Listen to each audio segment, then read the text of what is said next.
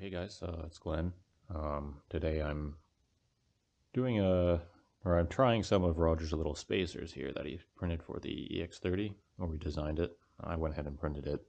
These are made out of TPU. I did Pryline TPU with, there's like 6 wall, 50% infill, so these are pretty, there's still some flex to it, but they should be pretty durable. Now the one that I did the one that's the smallest one, so I could fit a couple of these. I had to print quite a bit of them in order to fit on my print bed. So the print beds that I have are pretty small, so I don't really have much of an option. But you don't really have to weld these together like this, but I went ahead and did that. But I left one link open like this. So what that will allow me to do is I can sneak it onto the rim without having to uninstall anything. But I still kind of wanted the benefits of having the majority of the pieces welded together. So I've already deflated the tire here. You can probably see that. What I'm going to do is I'm just going to try to sneak this through underneath into the wheel cavity. And then I should be able to just rely on the pressure from the tire to kind of keep this shut. Or if I really want to, at that time I could weld the last link. We'll see though. I think I'm going to leave it open in case I don't really like the spacer. I am running the stock tire. This tire's kind of let me down on more than one occasion, but I don't really have other options on hand readily available. Might give a 244 or a 241 a shot in the future, but we'll see when that time comes. Alright, I'm going to go ahead and install this. So I've already uninflated my tire, or deflated the tire. Uninflated, what the hell? Okay, anyways.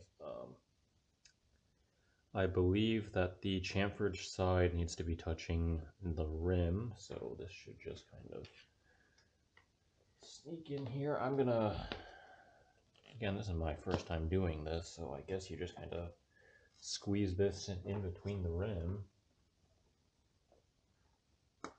And then as I'm sneaking this onto the rim, I'm actually getting the clearance to be able to rotate the tire, so hopefully I'm doing this right.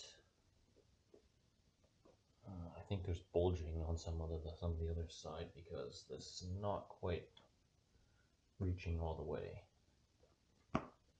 Let's see, yeah. So if you guys see that, I kind of missed it a little bit. I think I'm gonna have to stretch, or I'm gonna have to squeeze in from this side.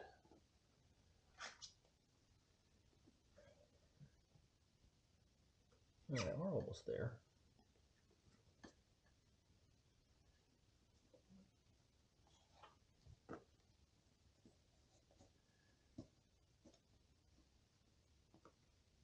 All right, there we go. And we're in. So with that installed, hopefully you guys can see here, that is the spacer underneath the tire. That's actually adding quite a lot. We'll see if I like this.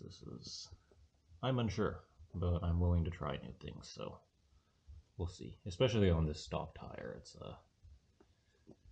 most people don't really like the CST tire. I thought it was okay for a little bit, but we'll see. Alright, I'm going to install the other side. I probably won't record that. I'll come back to you when it's all done.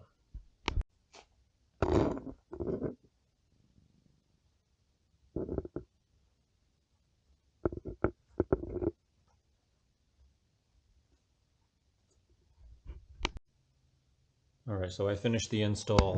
Just gave it a quick little ride around the block. Right off the bat, I can tell you that it feels very different. The tire has a lot more rounded profile. It turns a lot easier, and it's got that traditional CST knobby behavior where it kind of wants to fall into a turn a little bit more. So whether or not you like that, that's going to be one of those things that's up to the rider. I don't mind it too much, but I think that a modification like this is probably better suited towards a tire like this guy right on the street.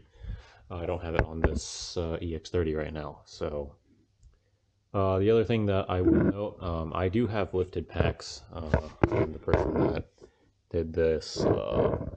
I raised my pack, so my center of gravity is higher, and I guess I would say it does feel a little bit less planted in a sense, but it's not unmanageable. It still feels really, really good. Actually, it feels incredibly well balanced right now. But I think really right now what I need is actually need to put some miles on it.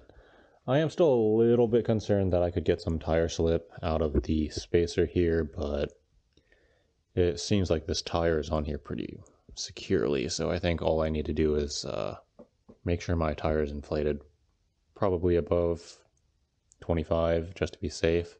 Make sure there's enough pressure keeping the, or make sure there's enough pressure from the tube pulling the tire onto that spacer so there's no slip. We'll see how it goes.